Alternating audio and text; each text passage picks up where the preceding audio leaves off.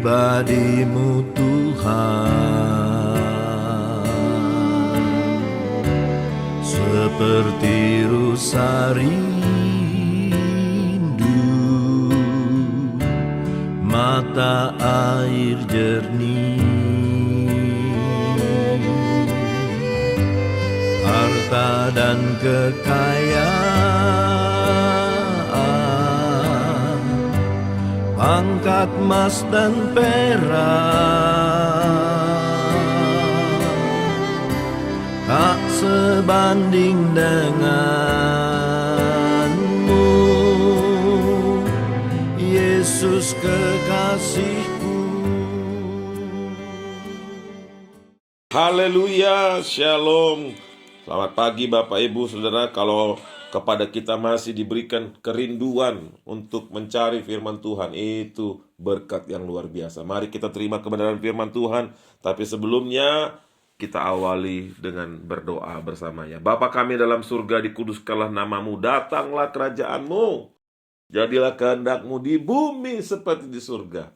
Berikanlah kami hari ini pada kami makanan kami yang secukupnya, dan ampunlah kami akan kesalahan kami, seperti kami juga mengampuni orang yang bersalah kepada kami. Dan janganlah bawa kami ke dalam pencobaan, tetapi lepaskan kami daripada yang jahat, karena Engkau yang punya kerajaan dan kuasa dan kemuliaan sampai selama-lamanya. Amin. Bapak Ibu Saudaraku yang terkasih, 1 minggu lagi Tuhan berikan kita masuk ke akhir pekan, weekend. Kiranya ada waktu yang indah yang kita bisa pakai bersama-sama dengan keluarga ya. Walaupun melakukan aktivitas yang sederhana di rumah atau keluar, lakukan aktivitas bersama, karena keluarga itulah surga yang diberikan Tuhan kepada kita di atas bumi ini. Kalau masih ada kerinduan untuk menerima firman Tuhan, inilah berkat. Kita terima kebenaran firman Tuhan hari ini ya, sebelum kita menikmati hari-hari istirahat yang Tuhan berikan. Mazmur 24 ayat 3. Saya baca dulu ayat 3. Siapakah yang boleh naik ke atas gunung Tuhan? Siapakah yang boleh berdiri di tempatnya yang kudus? Pertanyaan Raja Daud kepada kita. Ya, Tuhan itu di dalam perjanjian lama dilambangkan seperti gunung Tuhan. Karena memang zaman dulu gunung itu sesuatu yang besar, yang dahsyat. Kita sekarang tidak terlalu memperhatikan, tapi zaman dulu yang namanya gunung itu suatu tempat yang sakral. Dan memang kalau kita pelajari sejarah Alkitab, Allah selalu memakai gunung itu sebagai tempat pertemuan antara Dia, Sang Khalik, Sang Ilahi, dengan nabi-nabinya. Musa kalau ketemu dengan Tuhan, kerap kali, hampir 90% disuruh naik Tuhan ke atas, walaupun tidak selalu. Jadi gunung Tuhan itu menggambarkan pribadi Tuhan sendiri. Nah, Raja Daud memberi pertanyaan kepada kita, kurang lebih seperti analogi, siapakah yang bisa berjumpa dengan Tuhan? Dianalogikan, siapakah yang boleh naik ke gunung Tuhan? Siapa yang boleh masuk ke wilayah yang kudus? Ya, kalau di Indonesia kita perhatikan, kalau sudah jam 10 malam aja, di mana-mana portal demi keamanan, supaya tidak semua orang boleh masuk komplek, supaya terjaga keamanan ya.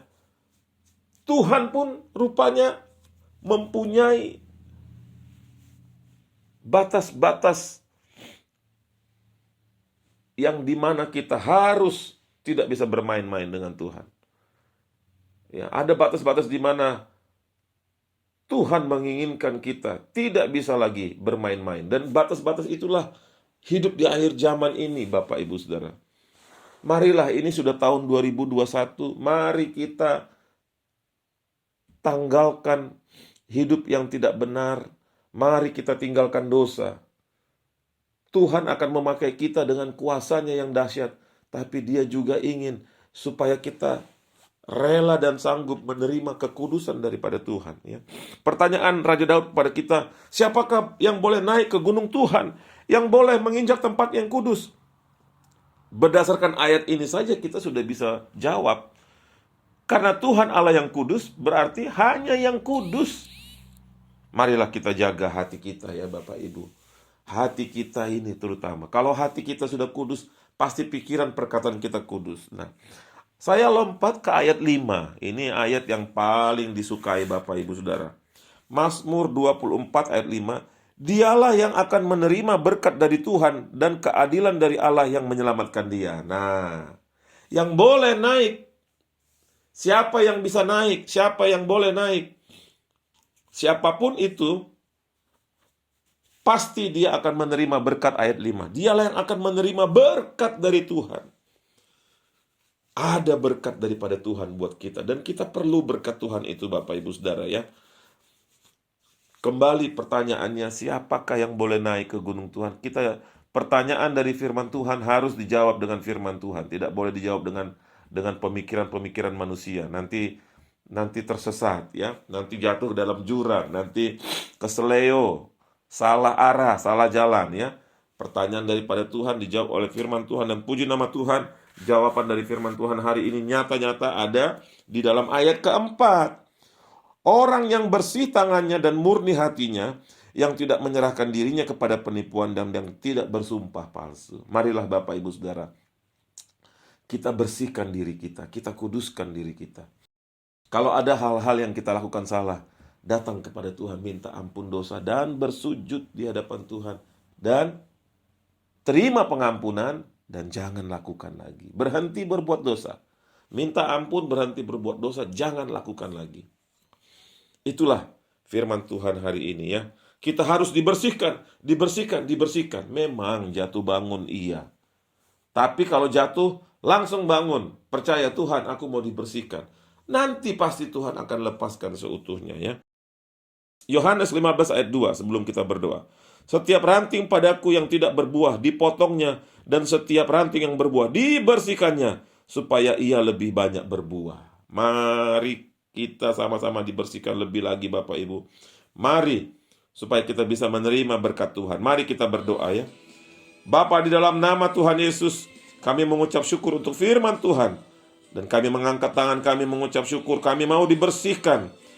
Kiranya pagi hari ini ada hati yang baru, pikiran yang baru, sukacita yang baru. Di dalam nama Tuhan Yesus, firman Tuhan nyata buat kami. Kalau ada yang sakit, kami disembuhkan. Kalau ada yang susah, ditolong. Pertolongan Tuhan nyata buat kami. Dalam nama Yesus, kami yang percaya berkata, haleluya, amin. Saya tutup dengan 2 Timotius 2 ayat 20.